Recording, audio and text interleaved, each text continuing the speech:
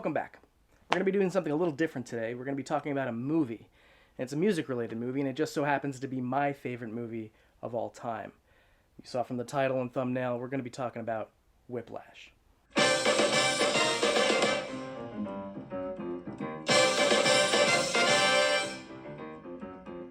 Starring Miles Teller and J.K. Simmons, this 2014 film revolves around an aspiring jazz drummer, Andrew Naaman, played by Teller, who finds he's in over his head when he is taken under the tutelage of the highest-ranking, most respected, and esteemed jazz ensemble conductor of his school, Terrence Fletcher, played by Simmons, who just so happens to be an egomaniacal psychopath.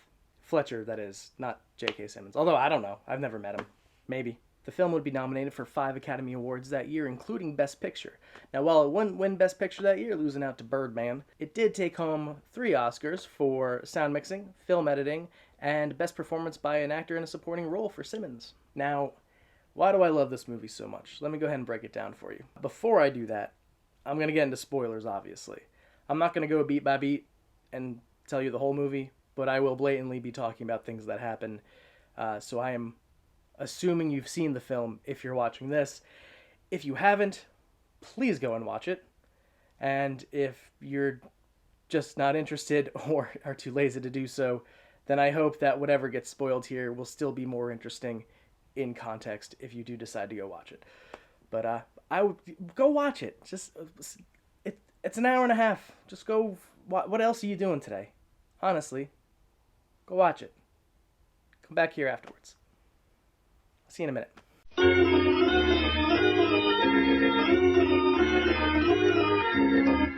Alright, cool. We're good. We're caught up. First, and perhaps the most obvious reason why I love this film is the music. Jazz is not a genre that I ever really paid much attention to. When I first started playing guitar, I got really into rock and roll.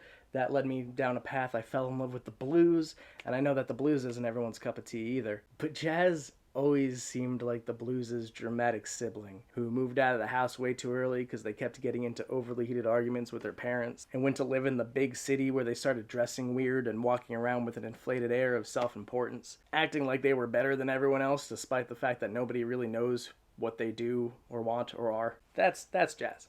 I'm sure I'm not alone when I say that I would listen to jazz and it always just sounded weird. Like weird for the sake of being weird, you know? Some snobbish avant-garde genre that dared you to disagree with it just so it could tell you how uneducated you were. It's even a popular meme amongst guitar players that if you play the wrong notes, you just say, I was playing jazz. This movie changed that for me. By the end of it, I was completely fascinated with the genre. The music wasn't weird. It wasn't even particularly abstract. In fact, it was devilishly precise. Like, the whole point of the music was to see how deftly you could toe the razor's edge before everything just fell apart. It was controlled chaos, like trying to keep yourself together in public while navigating a panic attack. The music selections for this film in particular are energetic and engaging and motivating and just downright fun to listen to. I've been straight up using this film's soundtrack as background noise to help me work, and not just on this script, but like anything I do. And not just recently, for a while now. It's gotten me to look into some of the artists that are mentioned.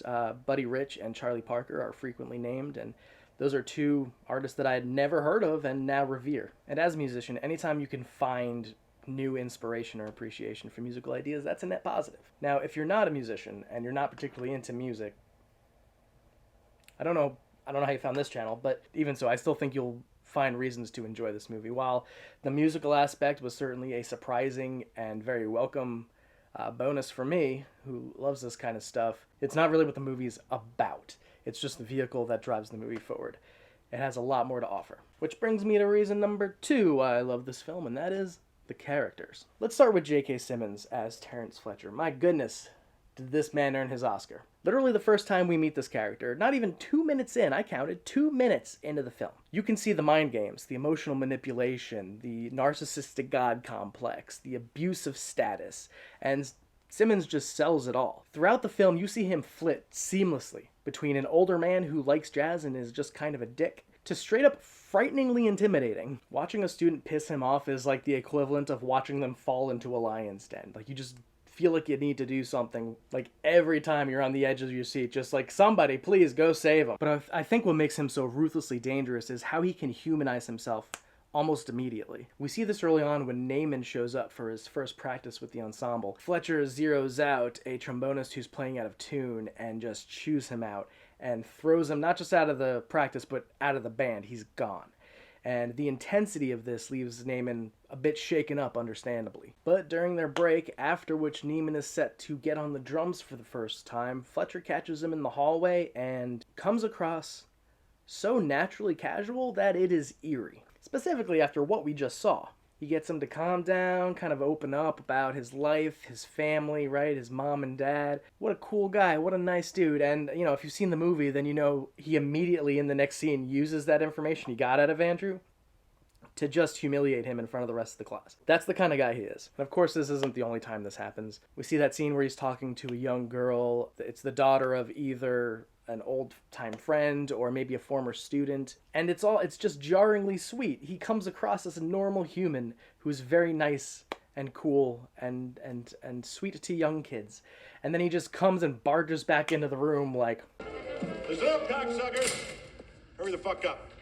And of course, towards the end, perhaps the most consequential example is when Naaman finds him in the jazz bar, and they get to talking sort of about what he was trying to accomplish with his ensemble, the reason that he treats his students the way he does, and the conversation just comes across so genuine. Now, of course, if you've seen the film, you know that it wasn't genuine at all, but that is almost definitely the most dangerous trick that the most effective abusers pull.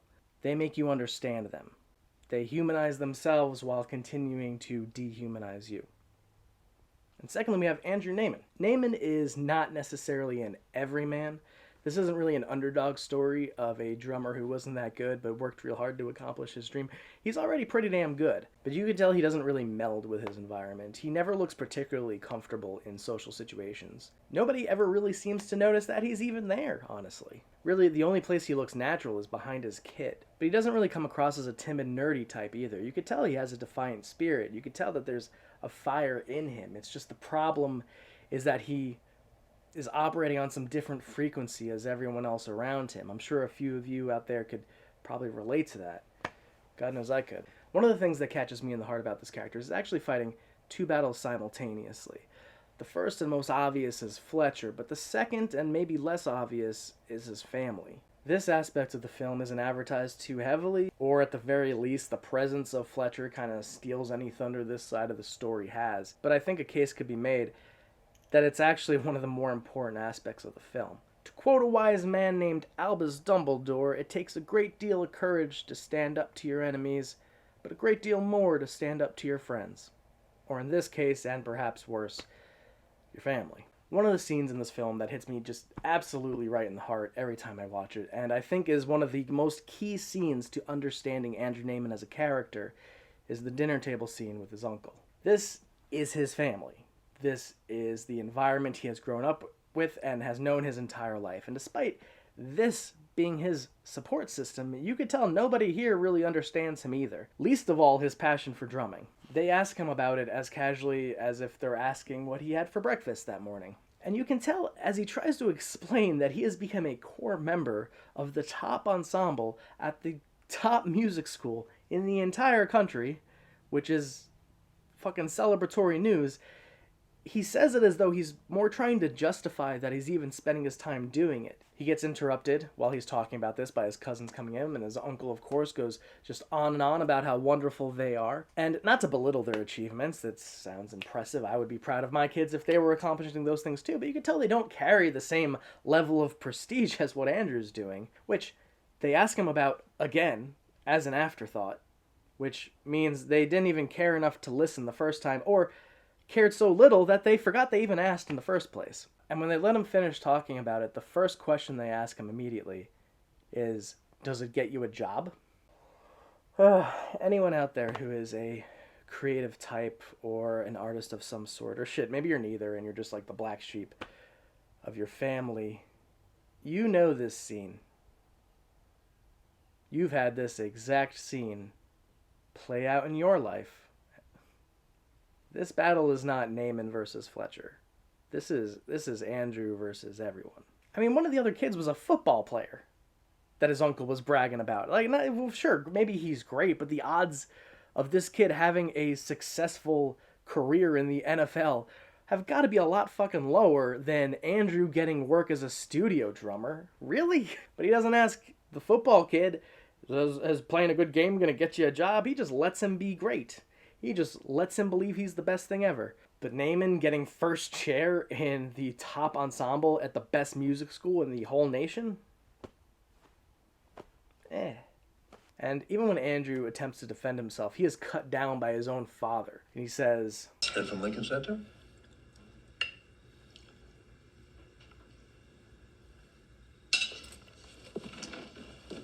heard from Lincoln Center. Like, I guess Lincoln Center is the next step here. That's the end game. Like, Schaefer Music Conservatory is a big step, but it's a big step to the biggest step, which would be Lincoln Center. Like, his dad just kneecaps him by pointing out that he hasn't actually achieved the highest echelon of success in his given field yet. Like, good job climbing the second tallest mountain in the world, but hey man, Everest is over there. And that leads us to Andrew's father, Jim Naaman. I include him as the second half of Andrew's character. He is a portrait of what Andrew will become if he does not stand up for himself. And I believe Andrew knows this. And this character really is in many ways a reflection of Terrence Fletcher. They are both very detrimental to Andrew's ability to achieve, but just in wildly different ways. We see that Jim Naaman is somewhat of a victim himself. We see this again in that same dinner scene. The scene begins with his brother enthusiastically laughing at the food that Jim has cooked and brought to the dinner, saying it's tough and it's almost inedible and how terrible it is. And he acts like it's a joke, like it's just some wry brotherly banter, but there's no joke there. It's just being a jerk. And Jim just laughs along. We can tell he's used to this. We can tell he's grown up with this. And suddenly, a very sad picture of Jim Naaman begins to be painted. The first thing we see Jim do when he's in the movie theater with Andrew, right, when we first meet this character, is he gets hit in the head with a popcorn bucket by somebody walking in the theater aisle behind him. They're passing by and they just kind of accidentally bonk him in the head with their bucket. And what does he do? He apologizes, like immediately. The person just keeps walking. They don't even know that they did it. They care so little that he's there. They did not even notice.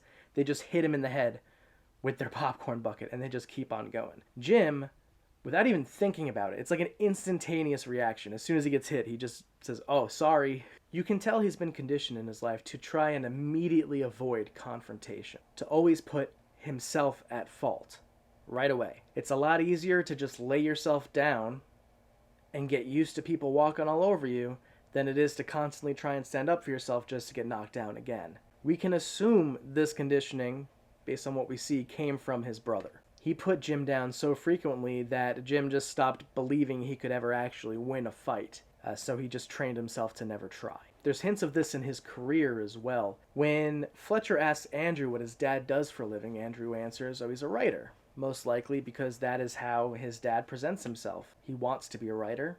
He talks about being a writer and writing. To his son, he's a writer. And when Fletcher follows up and says, oh, what's he written?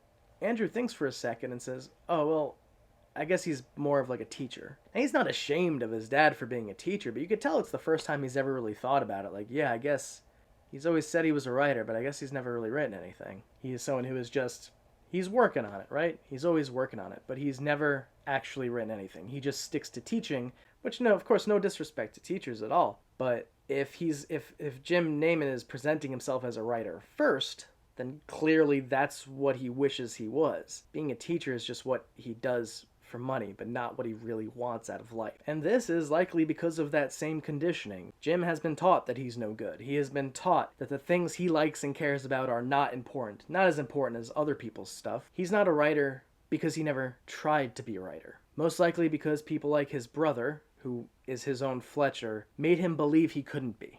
It's also implied that all this is kind of why his wife left him as well, which I'm sure was not a great hit to his confidence either. So it's understandable that a man who's been through all that would be very keen to protect his son from getting any big ideas, lest he be subject to a life of hopes that go nowhere as well. When Jim says the words, heard from Lincoln Center, he's doing so out of love. He does so to remind Andrew where he stands and to be humble. But we know how big a deal this was to him. We know how hard he's worked to get here, what he went through to make this happen. We know that this is the beginning of Andrew finally realizing his dream, his life's passion finally culminating into this point of success. This is the biggest win he has ever had, and he went through hell to earn it. With those 4 words, his father discredits all of that, throws it in the garbage, says, "You're not all that. None of this is as important as you think. This isn't what I'd call success. You're wasting your time. You're not good enough. You won't make it. Tell me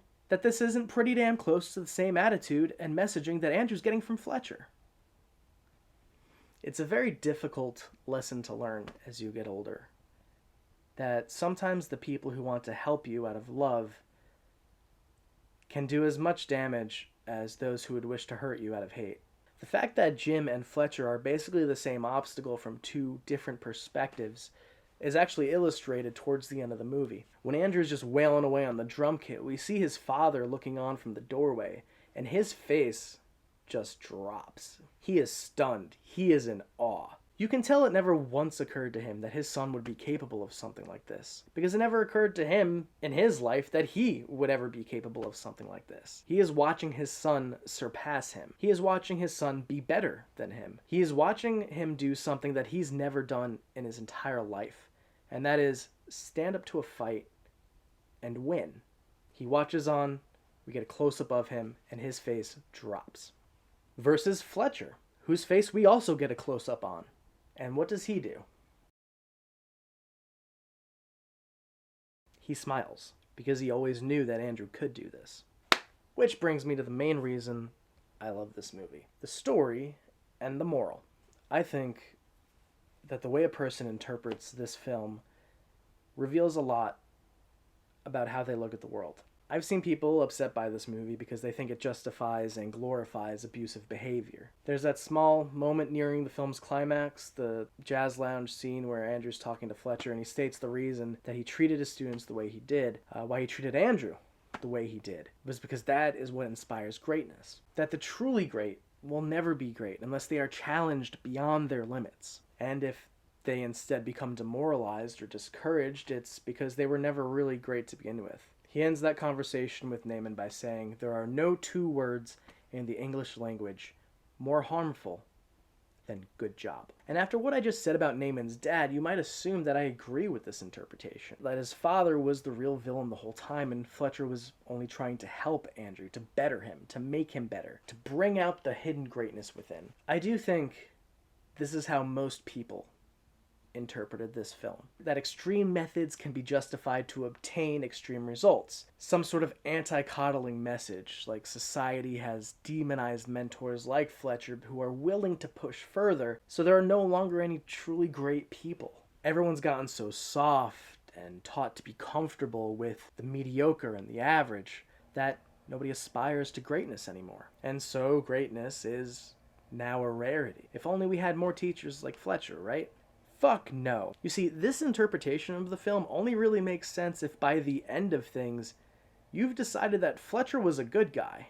And the film does quite a lot to tell you he's not. There are only 2 reasons I can imagine that anyone could finish this film and think that Fletcher was the good guy. Either A, you don't see any issue with causing other people harm in order to achieve your own ends. If the results you got are the results you wanted, then any methods used to get there are valid. Meaning, you would identify with Fletcher, and you might not be as extreme as him, but in some way, you think he's right. Or B, and unfortunately much more likely, you've been the victim of that exact type of person, and you haven't been able to let it go yet. It's still controlling you. And you may not think that Fletcher is the good guy in this story in any way, but you accept that people like that are the ones who get what they want in this world, and it's probably best just to stay out of their way. Meaning you would identify with Jim. See where we're going with this? The movie makes pretty clear that Fletcher is not the good guy. Fletcher does what he does not because he gives a shit about greatness. No, he does it because he's a narcissist who craves power and most of all control. This is evident and apparent from the first time Naaman joins the class. We see Fletcher's true colors, that out-of-tune trombonist that we were talking about earlier. He zeroes in on one of the players, continues to humiliate and scream at him before throwing him out of the room, only to reveal that he was not even the out-of-tune player. For the record, Metz wasn't out of tune. You were, Erickson. But he didn't know, and that's bad enough. He says this with great amusement, and he justifies it by saying, well, he didn't know. That's bad enough. Oh, sorry, what? He didn't know. Neither did the guy who was actually playing out of tune. Apparently, he didn't speak up. So he both didn't know and was actually playing out of tune. The other guy, the one who got in trouble, was playing exactly right. And clearly, when Fletcher gets in his face and asks if he thinks he's out or not, the guy obviously just says what he thinks is going to placate him. You could tell this is something similar like this has happened before. He doesn't think he was out of tune, but Fletcher's right in his face. He knows what's most likely going to happen, and so he's just gonna say whatever he thinks is gonna save himself, or whatever he thinks is going to cost him the least amount of Fletcher's wrath upon him. And quite obviously Fletcher knows this. He attacked that kid because that's a battle he knew he was going to win. If he actually gave a shit about his competitions, he would have removed the player who was both one, actually the one off key, and two, didn't even know it. Or when it comes to the news about Sean Casey, a former student of his who he learned had passed away. He has tears in his eyes, and it's almost confusing to see him turn into an actual human who cares about people. He asks the group to set their instruments down and listen to a recording of him playing, and tells them that he died in a car accident while he sobs for the unjust loss of such a talent. Only to find out later that that kid hung himself. And his parents claiming that his depression and anxiety didn't start until he came under Fletcher's tutelage. Fletcher lied about this kid's death, made a big show about how emotional he was about it, when in reality he was just trying to maintain control of the narrative and deflect blame away from himself. We can gather the tears he cried were less about this kid's life and more about the fact that he knew he'd probably have to actually face consequences for his actions, for once. And of course the final act, this big performance that Fletcher was willing to purposefully sabotage just to humiliate Naaman, in front of the entire Jazz elite, no less, effectively ending any hope he had of making it to Lincoln Center. I may have stated that Naaman's father was somewhat of an unintentional antagonist, but that does not, in any way, justify Fletcher's actions, or turn him into any sort of good person or anti-hero or what have you, by any means. They are both antagonists. They are both the same obstacle of doubt and fear to be overcome, just in two very different ways, by someone who wishes to instill it, and by the guidance of someone who's already been defeated by it. No, when discerning the moral of any story, you need to look at the actions of the protagonist, of our hero, not the villain. And in this story, that's Andrew. The moral of this story, assuming Andrew is our hero analog from which we would glean morality in this tale, is that you can overcome any bully. Let me clarify slightly. Pick your battles. There's no point wasting energy on someone who is just being a jerk and straight up does not matter to you. It's not saying you should fight every bully that comes your way. What it's saying is that you can defeat every bully that gets in your way. Naaman could have called it quits at any time, but he never did. Why? Because he knew Fletcher's class was a step he needed to take in order to have a shot at Lincoln Center, so he took it. This was his path. He knew it, and he wasn't going to let anyone get in his way. You can't let other people dictate your path in life. This was Naaman's passion. This is what he's dreamt about since he was a kid. He wasn't going to let some self-righteous asshole decide that he couldn't do it. When Naaman walks back out onto the stage after Fletcher sabotaged him, he is making the decision to win this fight. It's such a beautiful moment. Fletcher looks back, he's a little confused, but unconcerned, and then, boom, Andrew just starts wailing on the kid, cutting off Fletcher mid-sentence. In this moment, Andrew has taken away the only thing that Fletcher ever cared about. Control. The room is his now. The band is his now. And the look of absolute fury on Fletcher's face is priceless and horrifying. Watching him try to maintain an air of control for the sake of the crowd as he waits for the song to finish, honestly, it's looks like he's just spending all that time plotting how he's going to jump Andrew in the parking lot after this is done. But he softens up as the song goes on. Andrew's playing it perfectly. The whole band sounds great. He's probably figuring he could shrug this off for the audience as if he'd planned it the whole time. The song comes to an end, the lights go down, and Andrew doesn't stop. He maintains control. The song started when Andrew decided. The song is going to end when Andrew decides it ends. This is his moment and nobody else's, least of all Fletcher's. Finishes things off with an absolutely wild drum solo. If you've seen it, then you know it is just.